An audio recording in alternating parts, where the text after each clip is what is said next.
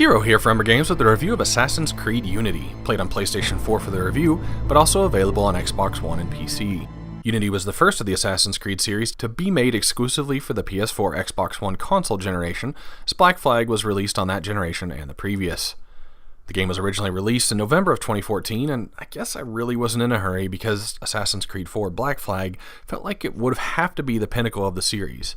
Taking the game back to one city peppered with events seemed like a step backwards for the franchise. Unity was also released to some fairly negative reviews, most complaining that the game was riddled with technical issues and bugs, and 3 or 4 giant patches later in the following months put the game into, quote, playable state. Assassin's Creed Unity takes place during the French Revolution, with most events taking place in Paris, France. You control Arno Dorian and walk him through the steps of joining the Assassin's Brotherhood, mainly for personal reasons.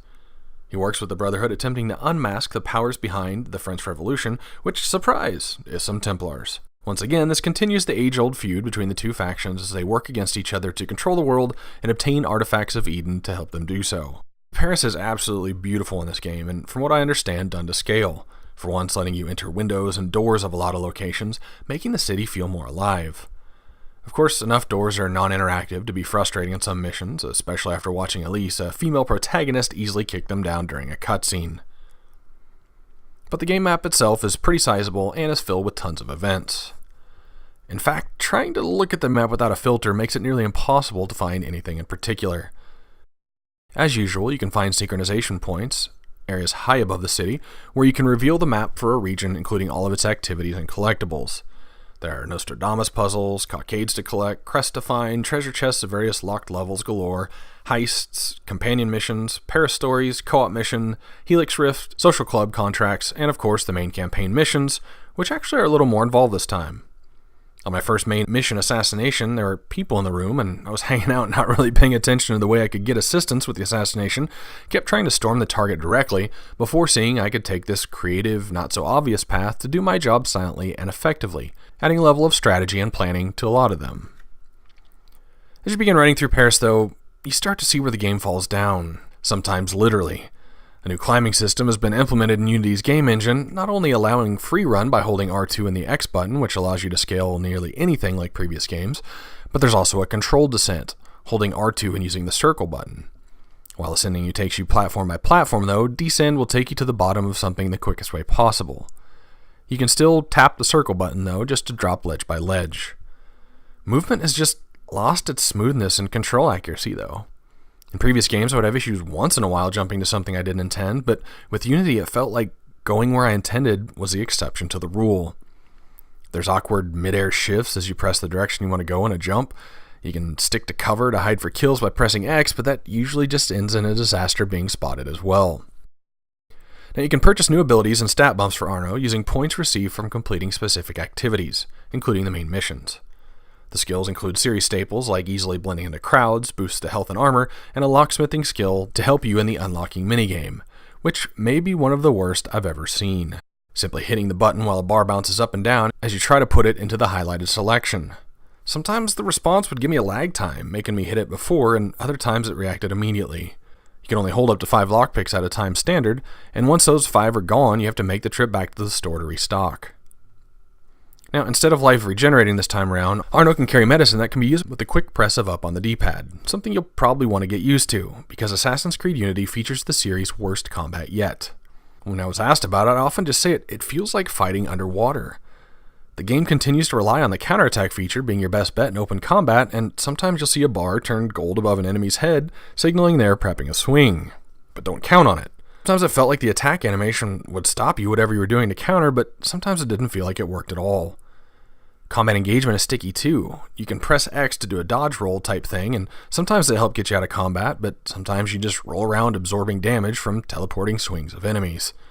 I mean, I know we're an assassin, and the best thing to do is try to go for unnoticed kills, but when you use a lure and an enemy just stands there looking in that direction, when double air assassinations apparently take some kind of miracle alignment, and enemies can see you through solid banister rails and shoot you through rooftops and corners of walls, well, you end up finding yourself in some open combat. The best thing I found to do to get through this game is to just upgrade the cafe theater you can buy, suffer through some difficult missions to do so, to get that place generating income you can pick up every 15 minutes or so, and buy the $25,000 items to up your durability and attack. Arno's level is marked by the set of 5 diamonds you can see in the upper left corner, and enemies in regions of Paris also display that difficulty, and the equipment purchases boost this.